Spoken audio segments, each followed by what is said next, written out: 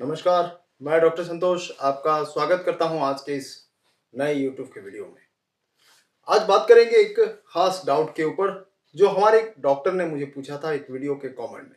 वो डाउट ये था कि जब हम किसी बीमारी के लिए किसी इंसान का सिमिलिमम चूज करते हैं, सिमिलिमम मतलब मैंने बताया पहले की वीडियो में कि जो मोस्टली सिमिलर होता है, तो वो सिमिलर मेडिसिन जो हम चूज करते हैं रिपोर्ट राइसन इवैल्यूएशन के बाद, उसके ठीक बाद हम कोई पेटेंट मेडिसिन बायोकेमिक या बायो कॉम्बिनेशन दे सकते हैं क्या?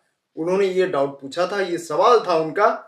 तो उसको क्लैरिफाई करने के लिए मैं आपको कुछ इंपॉर्टेंट चीज के बारे में जानकारी देने के लिए अभी उपस्थित हुआ हूं, तो ध्यान से सुनिएगा। कभी भी अगर हम कोई सिमिलिमम रेमेडी चूज करते हैं तो वो क्यों चूज करते हैं? वो सिर्फ और सिर्फ क्रॉनिक डिजीज के लिए होता है। क्रॉनिक डिजीज मतलब कोई बीमारी लंबे समय तक अगर कोई पर्सन सफर कर रहा है तो उसमें माइजमेटिक टेंडेंसीज रहती है। वो चाहे सोरा हो, सिफिलिस हो, साइकोसिस हो, ट्यूबरकुलर माइजम हो या कैंसर माइजम हो। तो जब हम एक एंटीमाइजमेटिक रेमेडी हो या फिर एक डीप एक्टिंग रेमेडी यूज करते हैं कोई क्रॉनिक डिजीज के लिए, तो वहां पर अगर उसको एक्यूट सफरिंग नहीं है तो एक सिंगल रेमेडी हम चूज कर सकते हैं। उस वक्त उसी सिंगल रेमेडी को या तो हम 200 में या 1 ml में दे सकते हैं। लेकिन बहुत सारे डॉक्टर्स अभी ऐसा कर रहे हैं कि 200 को रिपीट कर रहे हैं, महीने भर, हफ्तों भर रिपीट कर रहे हैं, 1 ml को भी रिपीट कर रहे हैं, जो कि बिल्कुल ठीक बात नहीं है।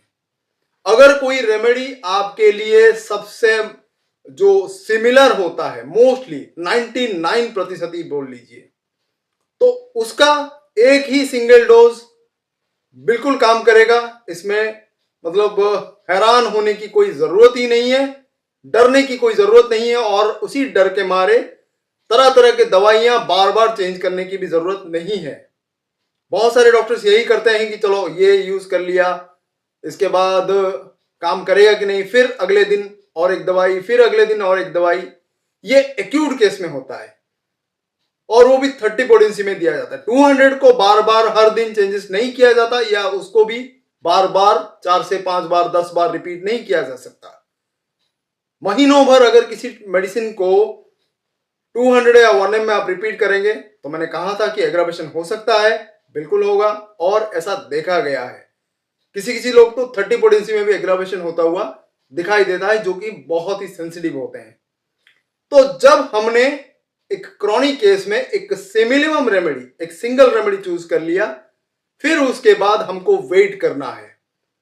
और क्योंकि बहुत सारे ऐसे लोग होते हैं जो वेट करने के लिए उनको दिक्कत होती है, वो सोचते हैं कि हम कैसे बिना कोई मेडिसिन के वेट करें, एक सिंगल डोज ले लिया तो उसका इफेक्ट क्या हो सकता है, बिना कोई दवाई का हम कैसे रह जाएं।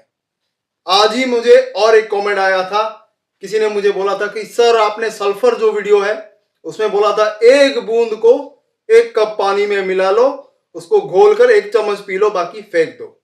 उसमें क्या होता है? वो तो जुबान तक ही रह जाती, वो तो अंदर भी नहीं जाती। तो मैंने उनको रिप्लाई किया था कि होम्योपैथी की जो मेडिसिन है जुबान पे ही काम करती है, उसको नीचे जो उतरने की भी कोई जरूरत नहीं होती। तो ठीक उसी तरह ये जो मेडिसिन हम सिलेक्शन करते हैं, सिंगल डोज ही काफी है अगर वो परफेक्टली सिमिलिमम है। उसके बाद आपको वेट करना होता है। लेकिन कुछ पेशेंट होते हैं जो साइकोलॉजिकली सोचते हैं कि हम दवाई लेते ही तो ही हमें अच्छा लगता है, हम वेट नहीं कर सकते बिना दवाई के। तो उनके लिए होता है कुछ ऐसे प्लेसेबो देना, या फिर कुछ लोअर पोटेंसी का जो मेडिसिन होते हैं वो हम अप्लाई कर सकते हैं। तो उस कंडीशन में या तो उनको आप प्लेसेबो दे सकते हैं जो कि बिना कोई मेडिसिनल इफेक्ट के, जो सिर्फ ग्लोबुल्स हो सकता है, सिर्फ एक्वा डिस्टिल हो सकता है, सिर्फ सुगर अप मिल्क हो सकता है, जिसमें कोई दवाई ही ना हो, उसको प्लेसेबो बोलते हैं। इसके अलावा अगर आप उनको कोई मेडिसिन देना चाहे, कुछ उनका जो बीमारी है उससे रिलेटेड कोई इनसफिशिएंट कोई डेफिशिएंसी हो उनके बॉडी में, जैसे कि अगर कैल्शियम डेफिशिएंसी हो तो आप बायोकेमिक मेडिसिन में से कैल्किरिया फॉस या कैल्किरिया फ्लोर दे सकते हैं। तो इस तरह का कोई अगर बहुत ज्यादा जरूरत हो, किसी को आयरन डेफिशिएंसी हो तो आप फेरम फॉस दे सकते हैं बायोकेमिक में। बायो कॉम्बिनेशन भी आप दे सकते हैं, लेकिन मोस्टली प्रिफर करें प्लासेबो या फिर बायोकेमिक, क्योंकि बायो कॉम्बिनेशन में जो मिला जुला होता है कुछ मेडिसिन का, उन पर जो इफेक्ट प्रूविंग, ये थोड़ा सोचने वाली बात है। प्रूविंग बहुत ही कम हुई है बायो कॉम्बिनेशन का, लेकिन बायोकेमिक का हुआ है। डॉक्टर सस्लर ने किया है, उसका अच्छा रिजल्ट मिला है जिनको ये जो टिश्यू सॉल्ट्स डेफिशिएंसी रहती है। तो आप अगर कोई सिमिलम रेमेडी चूज करते हैं, उसके बाद या तो प्लासेबो देकर वेट करने को बोलिए या फिर ये बायोकेमिक रेमेडी डिजीज के मुताबिक दे सकते हैं। और ये तब तक आप कंटिन्यू कर सकते हैं जब तक आपको वेट करने को कहा जाए। एक मेडिसिन का डोज आमतौर पर 1 महीने से 15 दिन, कुछ तो 2-2 महीने तक हो सकता है। 1 mg का अगर लिया है तो तब तक आप इनको कंटिन्यू कर सकते हैं। अगर पेशेंट आपके जो ट्रीटमेंट से सहमत हो और वो वेट करना चाहे तो उसको प्लासेबो देने की कोई जरूरत नहीं है, नॉर्मली वैसे ही वेट कर सकता है। अगर वो वेट करना ना चाहे तो आप उसको या तो प्लासेबो दे सकते हैं या तो बायोकेमिक दे सकते हैं। जो उन्होंने थर्ड चीज बोला था कि पेटेंट यूज करें कि ना करें, सिमिलम रेमेडी चूज हो गया, उसके बाद पेटेंट मेडिसिन देने की कोई जरूरत ही नहीं है, बिल्कुल जरूरत नहीं है, क्योंकि उसमें कॉम्बिनेशन होता है। वो सिर्फ और सिर्फ एक्यूट केसेस के लिए होता है, वो बीमारी को क्योर नहीं करता, सिर्फ कुछ क्षणों तक सप्रेस करके रखता है, जैसे कि एलोपैथिक मेडिसिन करते हैं। तो आप एक परफेक्ट सिमिलम चूज होने के बाद पेटेंट मेडिसिन यूज करने की कोई जरूरत नहीं है। दूसरे चाहे किसी भी बीमारी के लिए क्यों ना हो, उनमें चाहे कोई ऐसी मेडिसिन भी हो सकता है कॉम्बिनेशन में जो आपके सिमिलम मेडिसिन आपने चूज किया है उसको एंटीडोट कर दे या फिर कुछ गलत इफेक्ट डाले उसके ऊपर, तो यूज करने की कोई जरूरत ही नहीं है।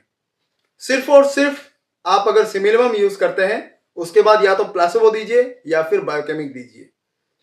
तो आज के लिए बस इतना ही। ये टिप्स और ट्रिक्स आने वाले और भी वीडियो में इसके ऊपर बनाने वाला हूं।